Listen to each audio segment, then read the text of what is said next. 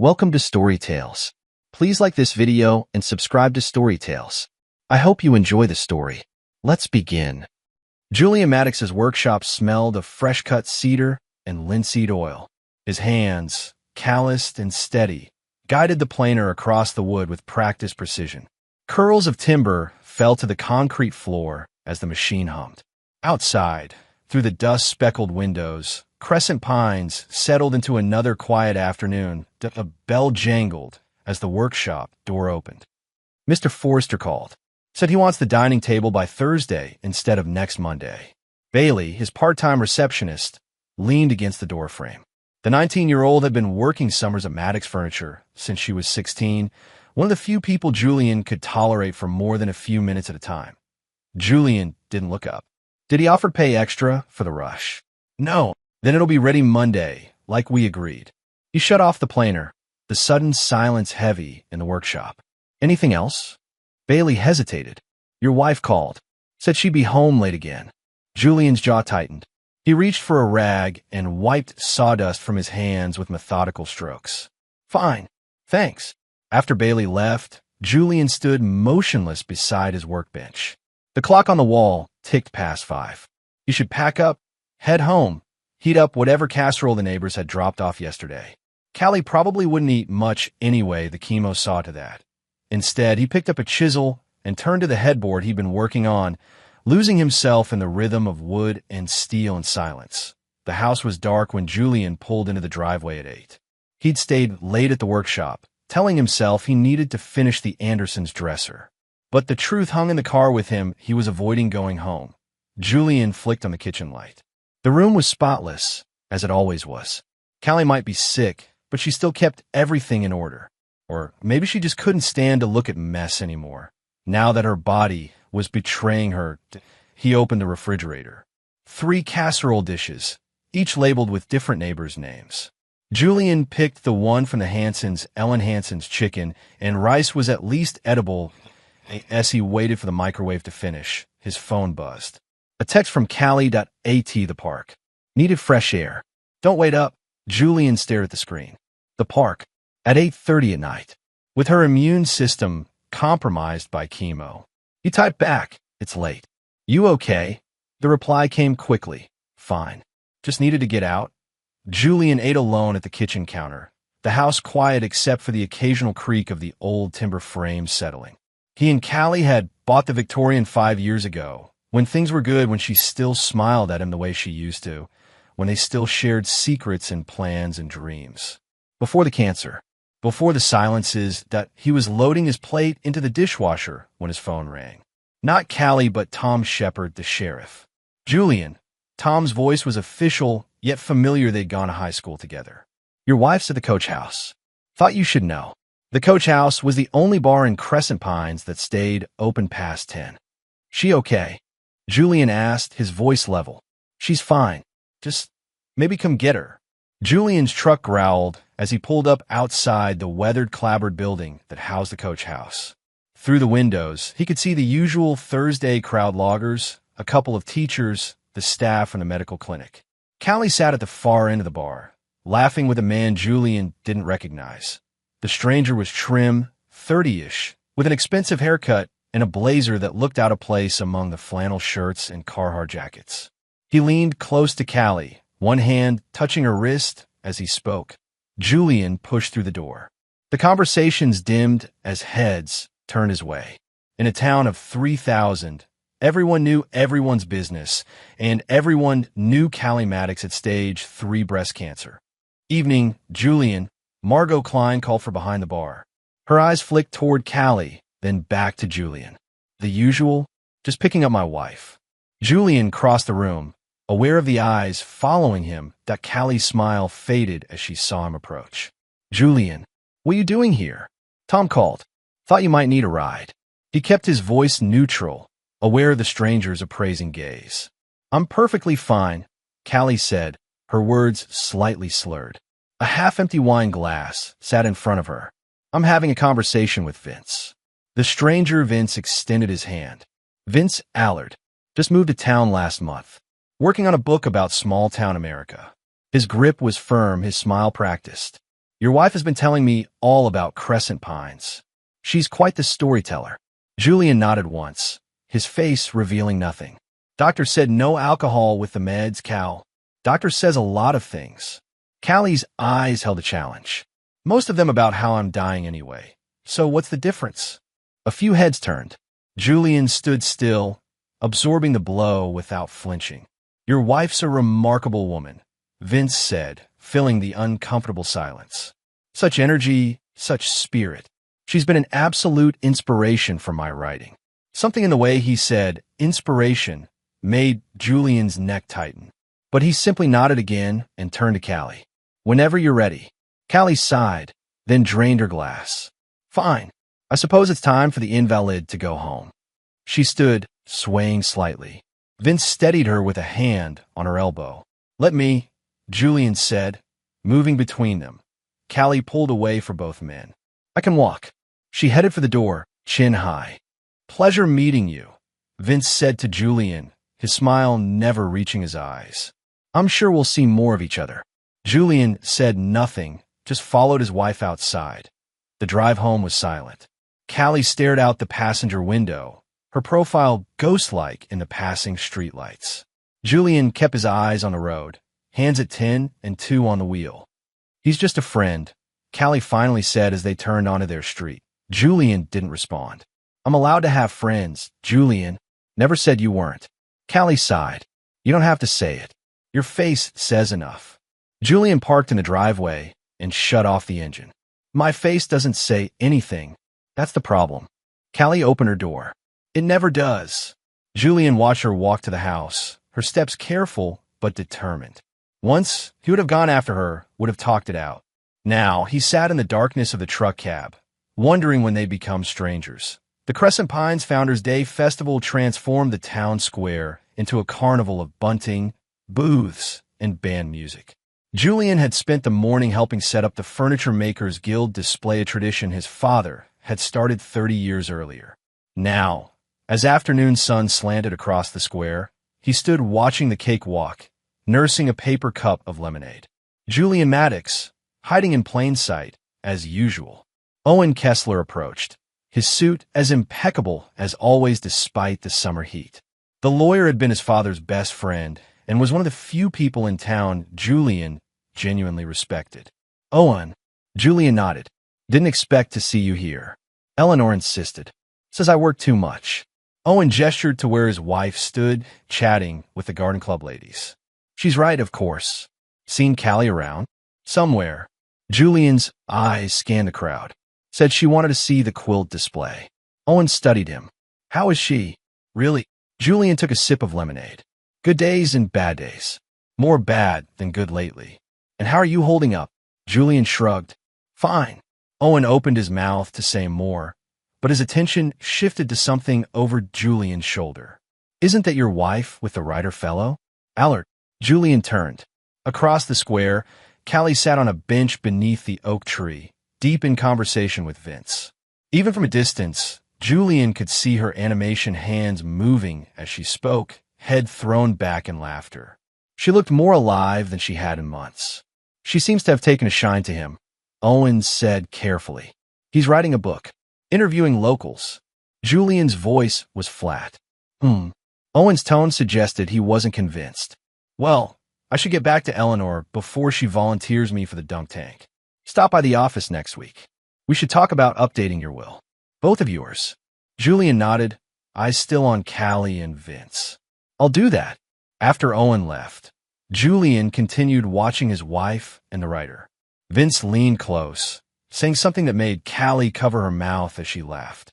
Then his hand touched her knee briefly, casually, but deliberately. Julian crushed the paper cup in his fist. Later, as the festival wound down and twilight gathered, Julian found himself standing beside the refreshment tent while Callie spoke with Ellen Hansen about next month's book club meeting. Vince appeared at his elbow, 2 cups of punch in hand. Quite the community you have here, he said, offering 1 cup to Julian. Julian shook his head. I don't like punch. Smart man. This stuff's mostly sugar. Vince sipped from 1 cup. Your wife tells me you're a 3rd-generation furniture maker. That's fascinating. A dying art. Not dying. Just not mass-produced. Of course. Vince nodded. Callie showed me that rocking chair you made for your anniversary. Beautiful work. The curves, the joinery, there's such intimacy in creating something with your hands. Isn't there? Such connection. Julian said nothing. She's remarkable, your wife. Vince continued, eyes on Callie. Such courage, facing what she's facing. Such fire still in her. She lights up her room, doesn't she? Her smile, her energy, it's intoxicating. Julian turned to look directly at Vince. What exactly do you want, Mr. Allard? Vince blinked, surprised by the directness. Want? Just friendship. Connection. Stories from my book. He smiled. This is a friendly town, isn't it? Depends on who you're being friendly with. Vince's smile tightened. I apologize if I've overstepped. Callie and I were just friends. She's been showing me around, introducing me to people. She has a gift for making others feel welcome. She does, Julian agreed. Always has. You're a lucky man. I know exactly what I have, Mr. Allard. Julian met his gaze steadily. And what I stand to lose. Before Vince could respond, Callie approached, her face flushed with excitement. There you are. Ellen says we should all come to dinner next week. The Hansons are having a barbecue. Sounds wonderful. Vince said, his charm returning instantly. I'd be delighted to join, if you're sure I wouldn't be intruding. Don't be silly. You be my guest. Callie looked at Julian. That's all right, isn't it? Ellen specifically said to invite Vince. Julian nodded once. Whatever you want, Cal. For a moment, something like hurt flashed in Callie's eyes. Then she smiled brightly at Vince. It's settled then. Tuesday at 7. Julian watched as something passed between them, some private understanding. His hands curled into fists at his sides, but his face remained impassive. The next few weeks followed a pattern. Callie grew more distant, her absences more frequent. She cited doctor's appointments, walks in the park, visits with friends. Julian said nothing, asked no questions, but he noticed everything: the new scarf she wore, the text messages she smiled at, the way she'd end phone calls when he entered a room. And there was Vince at the grocery store, at community events, at the Hansons' barbecue, where he charmed everyone with tales of his travels and excerpts from his supposed book. Julian watched him work the room, watched him touch Callie's arm, watched her lean into the touch, take a tea home. The silences grew longer. Callie's treatments continued, her body growing thinner, hair falling out in clumps until she shaved it all off one Sunday morning. Julian had stood in the bathroom doorway, watching her drag the razor across her scalp, tears streaming down her face. Do you want help? He'd asked quietly. Callie had looked at him in the mirror, her eyes hollow. No, this is something I need to do myself. That night, Julian had lain awake, listening to Callie's soft crying from the guest bedroom, where she'd taken to sleeping so she wouldn't disturb him with her night sweats and insomnia. Tea his workshop. Julian threw himself into his projects, staying later and later. He built a jewelry box of walnut with mother-of-pearl inlay, a design Callie had admired in a magazine months ago. When he brought it home, she'd smiled sadly and thanked him, but the box sat untouched on her dresser point one evening in late September. Julian came home to find Callie in the living room, surrounded by photo albums. What's all this? He asked, setting down his lunch cooler. Just remembering. Callie's fingers traced a photo of them from their honeymoon 10 years ago. We were happy then. Julian sat in his armchair across from her. We had good times. Yes. Before I got sick. Before I got difficult. She closed the album. I've been hard to live with. I know that. You're sick, Cal. It's not your fault, isn't it? She looked up at him, her eyes red-rimmed. I've made choices, Julian. Not all of them good ones. Julian's heart thumped against his ribs. What choices? Callie shook her head. It doesn't matter now. I'm trying to make things right. I've been visiting people, old friends. Making amends. Amends for what? For not being the person they thought I was. For not being the person I thought I was. She stood, gathering the albums. I'm tired. I think I'll lie down. Julian watched her go, the weight of unspoken words hanging between them. The next week, Callie's condition deteriorated rapidly. The oncologist suggested hospice care, but Callie refused. I want to die in my own home, she'd insisted. Julian had nodded, rearranging his schedule to be home more in those final days. Callie seemed almost peaceful. She slept most of the time, waking occasionally to take small sips of water or tea. Julian sat beside her bed, reading aloud from her favorite books, or simply holding her hand while she drifted in and out of consciousness. Vince called daily, but Julian intercepted the calls. "She's resting," he'd say, his voice neutral. "I'll tell her you called." He never did, but on the last night, Julian woke to a change in Callie's breathing shallower, more labored. He sat beside her, his hand covering hers. "Julian?" Her voice was a whisper. "I'm here." Callie's eyes, sunken in her pale face, found his. "I'm sorry. Nothing to be sorry for. So much to be sorry for." A tear slid down her cheek. "You deserved better." Julian squeezed her hand. "Rest, Cal. Will you forgive me?" Julian's throat tightened. There's nothing to forgive. But they both knew it was a lie. Callie died just before dawn, slipping away quietly while Julian held her hand. He sat there as the room grew lighter, as the birds began to sing outside the window. Then he gently closed her eyes, covered her with the quilt her grandmother had made, and called the hospital. Rain fell on the day they buried Callie, a steady October drizzle that soaked the grass at Crescent Pine Cemetery. Julian stood at the graveside, flanked by Owen Kessler and Darnell Smoke Barrett, an old friend of his father's. The town had turned out and forced the Furniture Guild, the book club ladies, neighbors, former student from Callie's days as a high school English teacher. Vince Allard stood across the grave, his expression appropriately somber, a black umbrella held over his head. Their eyes met briefly before Julian looked away, focusing on Pastor Miller's words about life, eternal, and God's mysterious ways. Julian heard none of it. Instead, he remembered Callie as she'd been when they first met, laughing, fierce, ambitious. Before cancer hollowed her out, before secrets came between them. And now, Pastor Miller said, if anyone would like to share memories of our dear sister Callie. Ellen Hansen spoke first, recalling Callie's passion for literature and her kind heart. The high school principal followed, praising her dedication to students. Others added brief remembrances: her chocolate chip cookies at bake sales, her volunteer work at the library, her beautiful garden. Julian remained silent, his grief private and complicated. As the pastor prepared to close the service, a voice rang out. "May I say something?" Heads turned. Vince Allard stepped forward, lowering his umbrella despite the rain.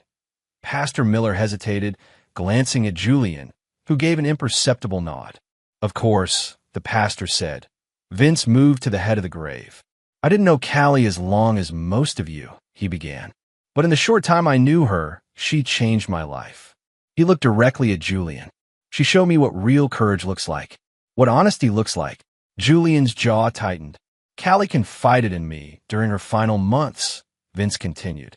"She needed someone who could listen without judgment, someone who could hear her truth." Murmurs rippled through the gathering. Julian stood motionless, rain soaking through his suit jacket. "The truth is," Vince's voice grew stronger, "she never loved him." Gasps echoed around the grave. All eyes turned to Julian, who didn't flinch, didn't move, his face a stone mask. "She stayed out of duty, out of habit, but not love," Vince continued. "She deserved so much more than a cold, controlling." "That's enough." Owen Kessler stepped forward.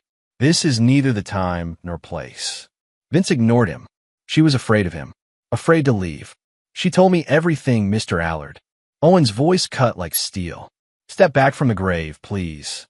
Vince fell silent, his eyes burning with something like triumph as they met Julian's gaze across the rain-slicked casket. The funeral broke up awkwardly after that, mourners hurrying to their cars under umbrellas and raincoats. Julian accepted brief condolences, his responses automatic and brief. Inside, a cold fury built, but his face revealed nothing as the cemetery emptied. Owen approached Julian, holding a small cedar box. "Callie left this with me last month. Asked me to deliver it at the funeral."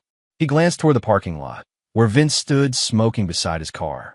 "It's addressed to him." Julian stared at the box. It was one he'd made years ago, a simple design with Callie's initials inlaid on the lid. Then give it to him. Owen hesitated. Julian, what he said. Just give him the box, Owen. Owen nodded grimly and walked across the lawn to where Vince waited. Julian watched as Owen handed over the box, saying something that made Vince's expression change from smugness to confusion. Vince opened the box right there in the rain. Julian couldn't see what was inside, but he saw Vince's reaction, the way his face drained of color, the way his hands began to shake. Vince looked up, his eyes finding Julian across the cemetery. For the first time, the writer looked afraid. Good, Julian thought. He should be. That evening, Julian sat alone in his workshop, a glass of bourbon on the bench beside him. The rain continued outside, drumming on the metal roof. In front of him lay pieces of cedar, cut and ready for assembly into a box similar to the one Callie had left for Vince. The workshop door opened. Julian didn't look up. Figured I'd find you here. Darnell, Smoke. Barrett closed the door behind him, shaking rain from his jacket. At 65, Smoke was still barrel-chested and strong, his dark skin creased with age, but his eyes sharp. You shouldn't be alone tonight, Jules. Julian took a sip of bourbon. I'm fine. Nobody's fine after burying their wife. Smoke pulled up a stool. Especially not after that shit show at the cemetery. Julian's hands continued working, measuring and marking the cedar pieces. It doesn't matter what he said. Bullshit. It matters. Question is, was it true?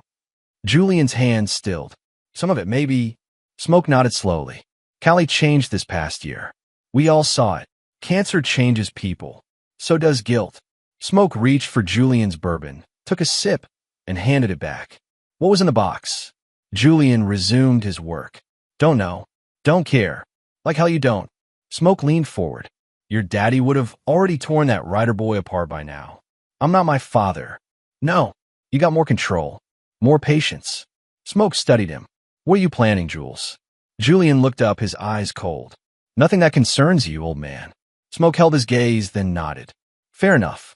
But whatever you're thinking, remember your daddy had me to help clean up his messes. You got me too. Julian's expression didn't change. But something passed between the two men, an understanding born of shared history. I won't need cleanup, Julian said finally. But I'll remember. After Smoke left, Julian continued working on the box. This one would be different from Callie's, darker, heavier, with sharper corners. A fitting symbol for what was to come. The local diner fell silent when Julian walked in the next morning. Conversations paused. Eyes followed him to the counter where he took his usual seat. Margot Klein, who waitressed mornings before her shift at the coach house, approached cautiously. Coffee? She asked, pot already in hand. Julian nodded. And breakfast. The usual. Margot poured the coffee. Sorry about yesterday. At the funeral. That was wrong. Julian stirred cream into his cup. Not your fault. Still, Margot hesitated. For what it's worth, I don't believe half of what that guy says. He's full of it. Julian looked up. You know him? Margot's expression darkened. We went out a few times when he first got to town, before he met Callie. He's charming until he isn't. What happened? Nothing dramatic.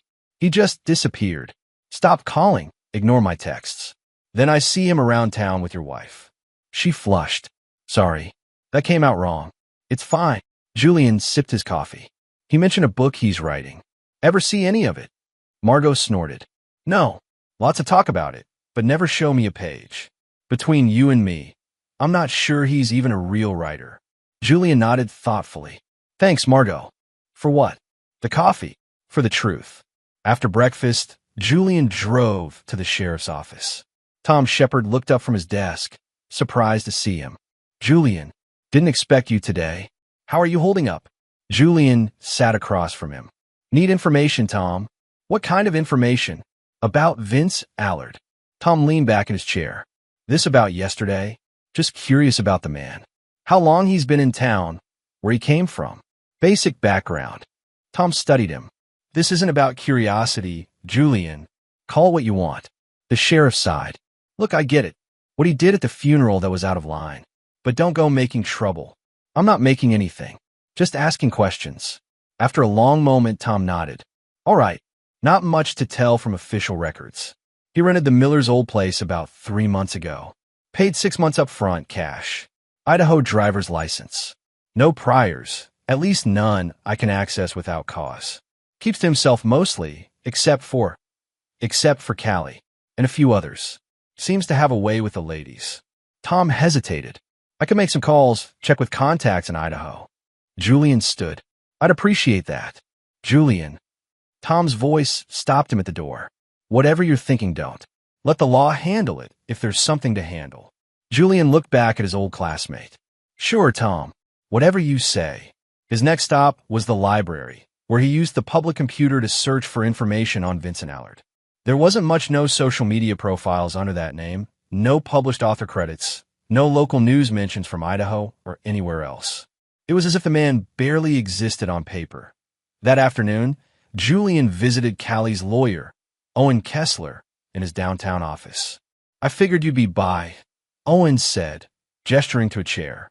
About the box, I assume. Julian sat. What was in it? Owen opened a drawer and pulled out a manila folder. Callie left instructions. If anything happened with the box, I was to give you copies of the contents. He slid the folder across the desk. It's not pleasant, Julian. Inside were 3 items. A photograph of Callie with a bruised cheek and swollen eye, a printed letter, and a small USB drive. Julian stared at the photo. When was this taken? About 2 months ago, according to the digital timestamp. The letter explains it. Owen tapped the paper. You might want to read it here. Julian unfolded the letter. Callie's handwriting, once flowing and confident, had become shakier in her final months. Vince, you destroyed me. I let you in because I was afraid and alone, and you turned that fear against me. I never told Julian the truth about us, about what you did to me, about the threats, the manipulation, the times you hurt me, and then called it love that I know what you really are. I know about the other women. I know your real name isn't even Vincent Allard. I know about Boise and Seattle and Portland. I've recorded our conversations. Every threat. Every time you told me no one would believe me because I was just a dying, crazy woman.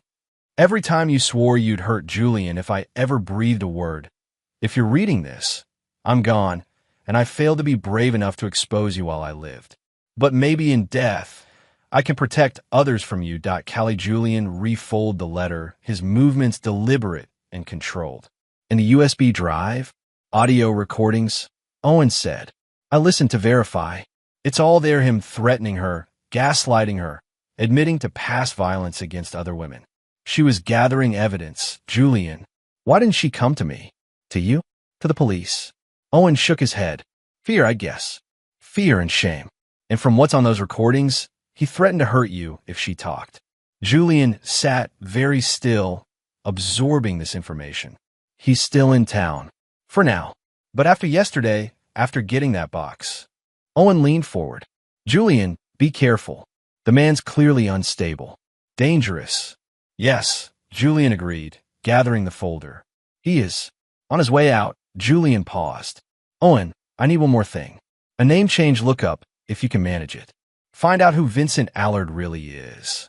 The rain had stopped by evening, leaving the streets of Crescent Pines shining beneath the streetlights. Julian drove slowly past the small blue Craftsman that Vince had rented from the Millers. Lights glowed in the windows, shadows moving behind curtains. Julian parked a block away and waited. An hour later, Vince emerged, got into his car, a leased BMW according to Tom Shepard, and drove off toward downtown. Moving quickly, Julian approached the house. The lock on the back door was simple. It took him less than a minute to get inside. He moved through the rooms methodically, searching for anything that might tell him more about the real Vincent Allard. The house was sparsely furnished, with few personal touches, like someone prepared to leave at a moment's notice. In the bedroom closet, Julian found a stack of unused notebooks and a laptop. The bathroom medicine cabinet held prescription bottles for anxiety medication and sleeping pills in the name of Vincent Allard. It wasn't until Julian checked beneath the bed that he found something interesting: a fireproof document box, locked. He took it, along with the laptop, and left as silently as he'd come. Back at his workshop, Julian forced the lock on the document box.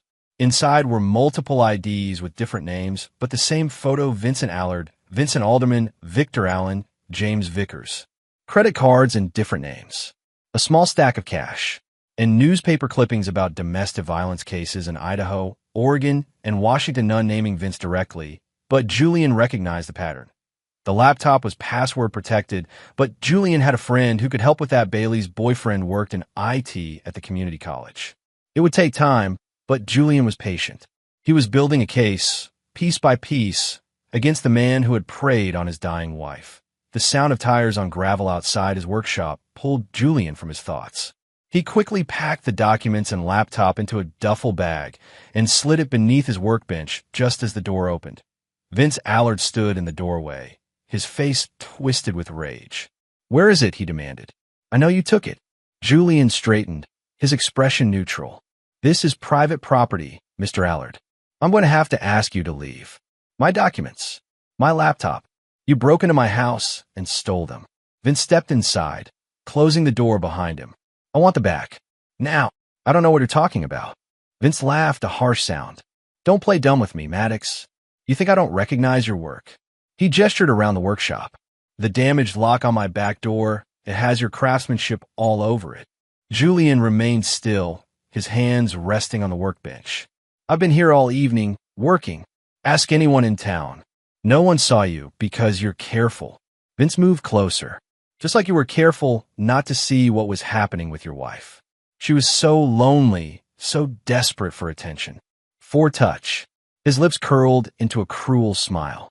"She practically begged for it." Julian's fingers curled around the edge of the workbench, but his face revealed nothing. "You want to hit me, don't you?" Vince taunted. "Come on, then. Show me the real Julian Maddox. The one Callie was so afraid of." "Callie was never afraid of me." "No? Then why did she flinch every time you raised your voice? Why did she have those mysterious bruises she tried to hide?" Julian's knuckles whitened. "You did that to her. It's all on the recordings." Vince's expression faltered for a moment, then hardened. "Recordings? You mean the ones where she's clearly unstable, confused by her medication? No one would believe them over me. I'm the grieving friend who tried to help her. Get out of my workshop, not without what's mine." Vince's eyes darted around the room. "Where did you hide it? Under the bench? In one of these drawers?" Julian stepped around the workbench, positioning himself between Vince and the hidden duffel bag. "Last chance to leave on your own 2 feet." Vince sneered. "Or what? You'll hurt me like you hurt her." The workshop door opened again. Smoke Barrett filled the frame, his presence sudden and imposing. "Everything all right in here, Jules?" Vince turned, startled. "This doesn't concern you, old man." Smoke stepped inside, closing the door. His eyes took in the scene: Julian's tense posture, Vince's aggressive stance. "Seems to me like you're trespassing, son." "I'm not your son." Vince backed toward the door. "This isn't over, Maddox. I want my property back." "Property can be replaced," Julian said quietly. "Reputations are harder to rebuild." Something flickered in Vince's eyes, understanding, then fear. He fumbled for the door handle. "You've got nothing on me. Nothing that would stand up." "We'll see." After Vince left, Smoke looked at Julian questioningly. Julian gestured to the duffel bag beneath the bench. "Evidence. Enough to start with." Smoke nodded. "What's the plan?" "First, I need to get into his laptop. Then spread the word carefully. Plant seeds of doubt about who he really is. Make the town see him for what he is. And if that doesn't work..." Julian turned back to the cedar box he'd been crafting. "Then we move to plan B, which is..." Julian's eyes met Smoke's. "Better you don't know just yet." 3 days after the confrontation in his workshop, Julian sat at a corner table in the coach house, nursing a beer and watching Margot Klein work the evening crowd. When she finally took a break, he motioned her over. "Buy you a drink?" he asked as she slid into the chair across from him. Margot raised an eyebrow. "On my break? Just water, thanks." She studied him. "You look like hell. Haven't been sleeping much." "Understandable." She glanced around the bar, then leaned closer. "I heard Vince went to your workshop. Caused a scene." Julian shrugged. "Nothing I couldn't handle." "What did he want?" "To threaten me. To pretend he was the victim." Julian took a sip of his beer. "He hurt Callie, Margot. Physically, emotionally. I have proof." Margot's eyes widened. "What kind of proof?" "Photos. Recordings. Multiple fake IDs." Julian watched her face carefully. You said you dated him briefly. Did he ever get rough with you? Margot looked down at her hands. No, but there was something off about him. The way he'd get angry so suddenly over little things. The way he'd twist my words around until I was apologizing for things I didn't do. Classic manipulation tactics. Yeah. She looked up. What are you going to do with this proof? Take it to the authorities eventually. But first, I need more. Julian leaned forward. I need your help, Margot. What can I do? Talk to people. Not directly about Vince, but about domestic violence in general. About predators who move from town to town, changing their names. Plant the seeds. Make people start asking questions. Margot nodded slowly. I can do that. The shelter in Capital City has resources, pamphlets. I could put some here at the bar, start some conversations. Perfect. Julian finished his beer. And if you hear anything about him, other women, other incidents, let me know.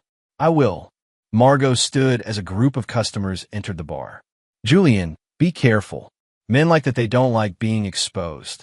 I'm counting on it. Over the next 2 weeks, Julian methodically built his case against Vince Allard. Bailey's boyfriend cracked the laptop password, revealing emails between Vince and women in other towns, manipulative, threatening messages that showed a clear pattern of behavior. Owen Kessler used his legal connections to confirm that Vincent Allard was an alias. His real name was James Victor Ellison, and he had a sealed record in Idaho for assault and battery against a former girlfriend who had ultimately withdrawn the charges. Meanwhile, the town's perception of Vince began to shift. Margot's subtle campaign at the Coach house sparked conversations. People remembered incidents, Vince's temper flaring at the grocery store when a cashier made a mistake, his controlling behavior with Callie at public events, his tendency to charm women who were vulnerable or alone. Julian watched it all unfold from a distance, never directly involving himself in the gossip. He continued his work at the shop, kept to himself, and waited. The break came on a Tuesday evening when Tom Shepard called. You need to get down to the station, the sheriff said without preamble. Now, Julian found Tom sitting across from a young woman he didn't recognize, petite, nervous, with dyed red hair and tired eyes. This is Melissa Keene, Tom said. She drove up from Portland today after seeing Margot's post about domestic violence resources on the Crescent Pines community Facebook page. Julian extended his hand. Julian Maddox. The husband, Melissa said quietly. I'm so sorry about your wife. Ms. Keene knows our friend Vincent Allard, Tom continued. Or as she knew him, Victor Allen. He nearly killed me, Melissa said, her voice steady despite the tremor in her hands. We dated for 6 months. It started with little things, criticism, controlling who I saw, checking my phone. Then came the pushing, the grabbing. The first time he hit me, he cried afterward, swore it would never happen again. Julian nodded. But it did. It always does. Melissa pulled back her sleeve, revealing a jagged scar along her forearm. He held me against a stove burner when I tried to leave. I pressed charges, but he disappeared before the trial. The police couldn't find him. Until now, Tom said grimly. Ms. Keene has formally identified the man we know as Vincent Allard as her attacker. I've issued a warrant for his arrest on charges of assault with a deadly weapon in Portland, with additional charges pending here based on the evidence you've provided. Julian looked at the woman across from him, another of Vince's victims, but one who had survived, one who had found the courage to speak. Thank you for coming forward. Melissa's eyes met his. When I saw that community post, saw his picture in the background of one of the festival photos, I couldn't let him hurt anyone else. As Julian left the sheriff's office, a mixture of satisfaction and hollow grief filled him. Justice for Callie was coming, but it wouldn't bring her back.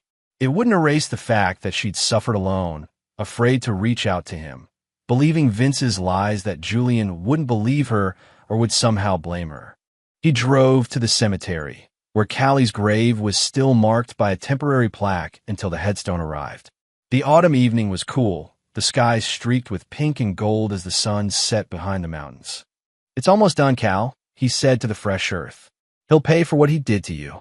To the others. The sound of footsteps on gravel made Julian turn.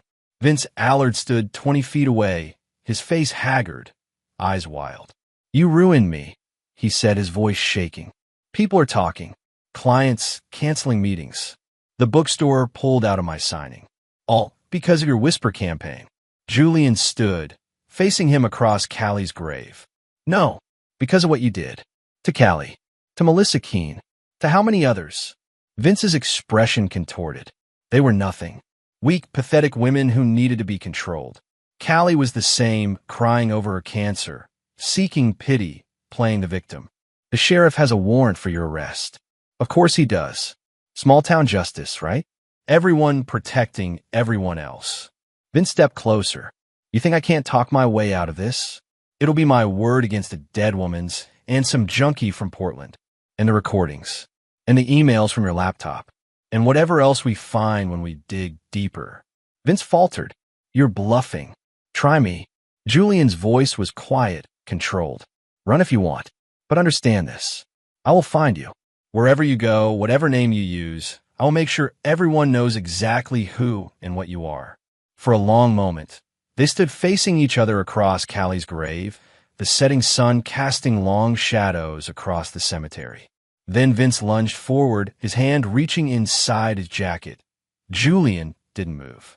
There are 2 deputies watching us right now, he said calmly. Tom thought you might try something stupid. Vince froze, his eyes darting around the cemetery. In the distance, a car door slammed. He backed away, his hand still inside his jacket. This isn't over. Yes, it is. For you, at least. Vince turned and ran, disappearing among the headstones. Julian watched him go, then walked calmly to his truck where Tom Shepard waited. He's running, Julian said. Tom nodded. Just like we expected. Deputies are in position at all exit roads. We'll get him. He studied Julian's face. You okay? I will be. When it's finished.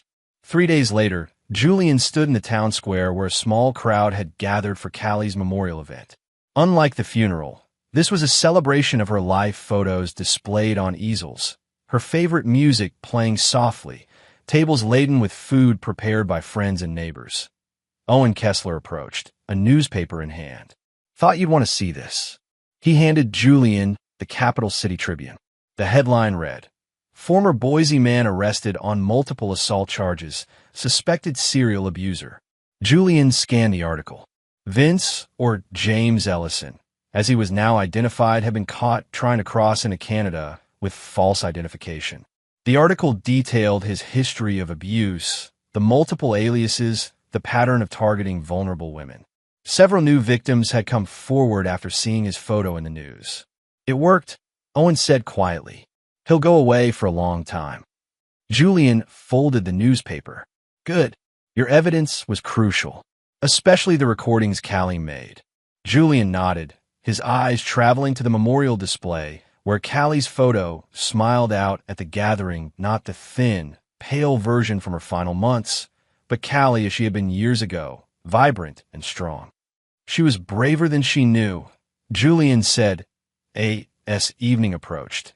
Julian took the stage that had been set up in the square. The crowd quieted. Faces turned expectantly toward him. Julian had never been one for public speaking, but tonight was different. Thank you all for coming, he began. Callie would have been... His voice caught. He cleared his throat. Callie would have been touched by this outpouring of love. He looked out at the faces, friends, neighbors, Callie's former students. Margot standing near the back, smoke beside her. Tom Shepard with his wife. Owen and Eleanor Kessler. Bailey with her boyfriend. Many of you have heard about what happened with Vincent Allard, or James Ellison as we now know him. About the truth that came out after Callie's death. Julian paused. Callie kept his abuse secret out of fear and shame. She believed his lies, that no one would help her, that no one would believe her. Murmurs rippled through the crowd. I want you to hear her voice, Julian continued. Not because I want to expose her pain, but because I want her courage to be remembered, and because I want anyone else suffering in silence to know they're not alone. He nodded to Bailey, who pressed play on a laptop connected to speakers. Callie's voice filled the square, tired, frightened, but determined as she confronted Vince about his manipulation and threats. Then Vince's voice, cold and cruel, admitting what he'd done to her and others, threatening worse if she ever spoke out. When the recording ended, There wasn't a dry eye in the square. Julian stood silent for a moment, letting the impact of Callie's words settle over the gathering. Callie found her courage too late to save herself, he finally said, but not too late to save others. Her evidence has already helped put a dangerous man behind bars and brought closure to other victims. He gestured to a table near the stage where pamphlets from the Capital City Women's Shelter had been arranged. If you or someone you know is in a similar situation, there's help available. People who will believe you. People who will stand with you. As Julian stepped down from the stage, people moved forward to embrace him, to share their own stories, to thank him for speaking out. It was overwhelming, this outpouring of communal grief and support, but for the first time since Callie's death, Julian felt something close to peace. Later that night, after the memorial had ended and the square emptied, Julian returned to his workshop. The cedar box he'd been crafting for weeks was finally complete, simple, elegant, with smooth edges and a secure lid. Inside, he placed Callie's wedding ring, a pressed flower from their garden, and a small note he'd written that afternoon that I would have believed you. I would have protected you. I'm sorry I never had the chance that he didn't sign it. He didn't need to. The next morning, Julian drove to the forest clearing where he and Callie had first met 15 years earlier, a hiker and a wildlife photographer, crossing paths beside a mountain stream. The autumn woods were quiet, sunlight filtering through branches nearly bare of leaves. Julian knelt beside the stream and dug a small hole beneath the roots of an old cedar tree. He placed the box inside, covered it with earth, and marked the spot with a flat river stone. He didn't forgive Callie for her secrets, for her lack of trust in him. He couldn't, but he understood her fear, her shame, her desire to protect him in her own misguided way. And standing there in the quiet forest, he let her go. 6 months later, Julian stood in his expanded workshop, surrounded by teenagers from the Crescent Pines High School woodworking program. The room buzzed with the sound of sanders and the scrape of planes on wood as the students worked on their end-of-year projects. "Mr. Maddox, is this right?" A girl named Emma held up a dovetail joint for his inspection. Julian examined it carefully. "Good work. Clean lines. Try tightening up this corner a bit more." He demonstrated the technique, his movements precise. Emma nodded, absorbing the lesson. "Thanks. I wanted to be perfect for my mom's birthday." At the front of the workshop, Margot Klein entered, carrying a tray of coffee cups.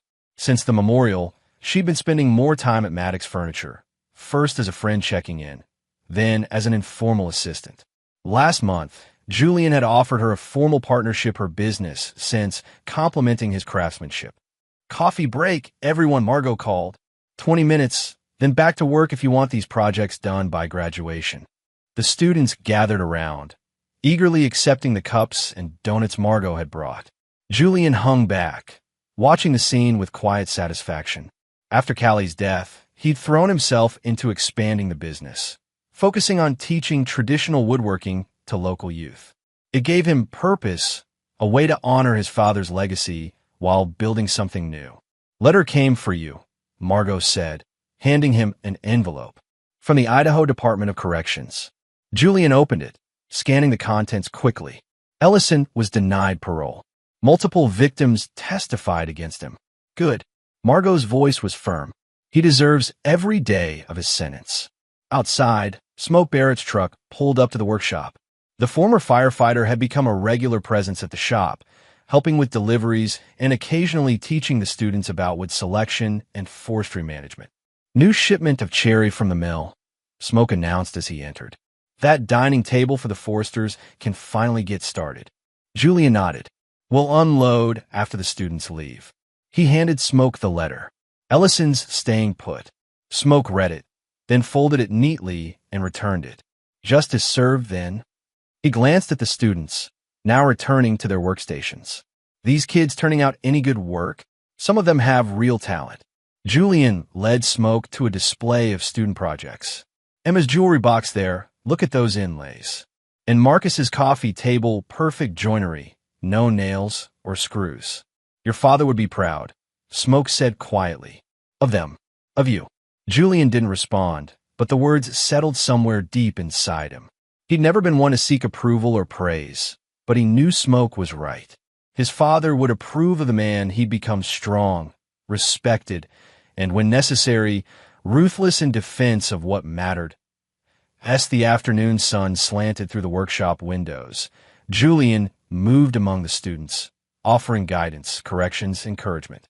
Outside, Crescent Pines continued its quiet existence, the town healing from the scandal of Vincent Allard, life returning to its steady rhythm. Julian Maddox remained apart, respected but not truly known, except by the few he allowed close. He didn't forgive easily. He didn't forget, but he had found a way forward, a path through grief and betrayal to something resembling peace. And if sometimes, in the quiet of his workshop after everyone had gone, he spoke to Callie as if she might hear him well, that was between him and the ghosts of his past. In the end, the box buried in the forest clearing remained his only concession to sentimentality. His life now was about building things that would last: furniture, skills, a legacy. And if anyone mistook his quiet manner for weakness, they would learn, as Vincent Allard had learned, the error of their judgment. Julian Maddox was many things: craftsman, teacher, widower, but weak had never been one of them.